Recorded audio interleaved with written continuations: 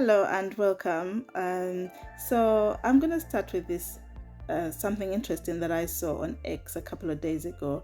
There was a handful of Ugandan children, really young children, who had been converted to Buddhism. And I had very many questions, like everybody else. I was like, where's the parents? What have they been offered?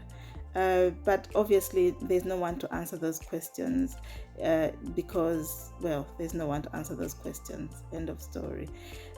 But I did want to understand the impact that it's going to have because we're having even more religions coming into the continent, and the impact it will have on our own cultures and our own religions, which are already maligned to the back. If they're actually almost becoming extinct because we've taken on foreign cultures and foreign religions.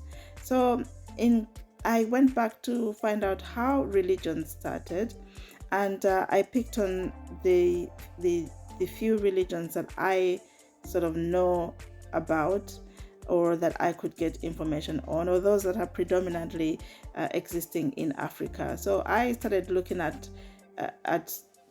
Islam. I also looked at Christianity. I looked at Judaism, and what I found is that, first of all, Christianity, Judaism, and Islam are very much related. Now, we study these things in history and we know these things, and yet somehow we are not thinking deeply about what that means for us as Africans when we take on these religions, because all of these three religions are rooted in Abraham. Abraham is the father of the founder, the patriarch of these religions. At least they subscribe to the Abrahamic faith. Now, in understanding that, it's very easy to see that a lot of the religious practices within these faiths will be predominantly related to the areas where they are from.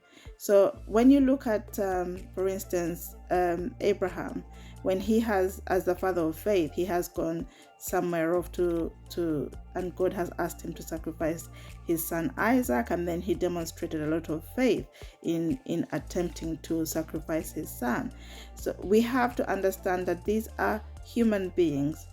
Abraham, Jesus, Muhammad, these are human beings who have had experiences with God, or they have told us that they've had experiences with God, and we have accepted their experiences as fact. Now, I'm gonna ask you to come with me into my imagination. Come with me on this journey that I take a couple of weeks, months of. I tell you, I have gone on a spiritual retreat. I return with messages saying I have heard from God, and this is what we need to be doing. I do not think that many of you would believe me. At least I would hope that all of you would not believe me. However, whether or not we believe in religions, that's not the important thing. What is important is that it is impacting on our continent. It is impacting on our people, and therefore we have to pay attention to this impact. What I want to perhaps cement in my conversation is that we had our own religions. For instance, we had the Yoruba, and the Yoruba, I think it's the religion is Ife. That religion covers areas like Nigeria, Benin, and Togo, and they believe in a supreme deity. So along with that, there's other numerous deities that they believe in. Now, these beliefs would have been rooted in their cultures, the cultures around these countries. But also we have other religious beliefs or religions. We have voodoo, and they believe in a supreme creator called Bondi. So we have also the Rastafarianism. We have a lot of things on our continent in Africa which we haven't given thought to. And the differences between some of these religions and the predominant religions today is simply one saying there is one God and the other saying that there is other gods. There's a supreme God, but there is also other gods. And that has been interpretations from culture and from human beings like you and me. If I came down from the mountain and I say to you today that actually there is 3 gods, there would be people who would believe me, even though I would want them not to believe me, because I wouldn't be telling the truth, in my opinion. And so I just want to understand, I want us to think about that very critically. Think about the choices we have made. For a long time, we haven't been critical enough, and perhaps looking at the history and the beginnings of these stories is going to help us to be really critical of the things we have decided to take as fact while we destroy our own cultural heritages and our own cultural beliefs. So when we were told that our cultures were not good, that our religious beliefs were evil, we didn't question that. We didn't have the capacity to question that because we were already under dominance. We had been dominated by the colonizers. We carried on with their religions. We took their names. We allowed them into our spaces. We allowed them to erode our own cultures. But we're not in that state anymore. And it's time for us to probably revisit what we have been told in history. Now, what this has done is that our own knowledge and practices have been suppressed, and they've been altered under conditions of slavery. There is also a continued sense of cultural dislocation for us.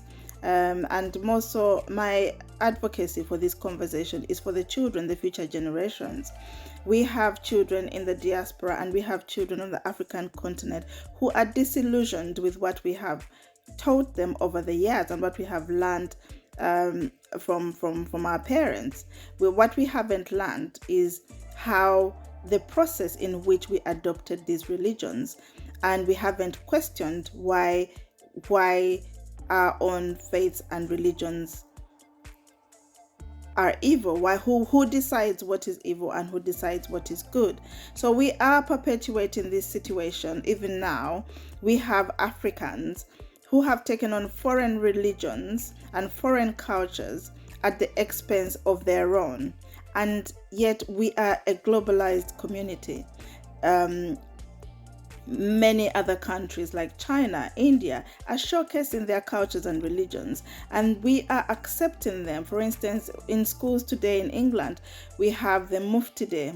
Some people say Mufti, some people say Mufti, but we have Mufti Day. All of these are coming through because those countries have decided to showcase their own religious beliefs and cultures, and we are embracing them on a global scale. So what is the problem with Africa? Why are we not encouraging our own cultural and religious beliefs to extend onto the global conversation, and influence how we are seen as Africans? So in my last submission, I would like to implore all of us to break through the mental barriers of slavery that are still holding us captive to these thoughts that are impacting on our children and our own future as the African continent. Thank you for listening.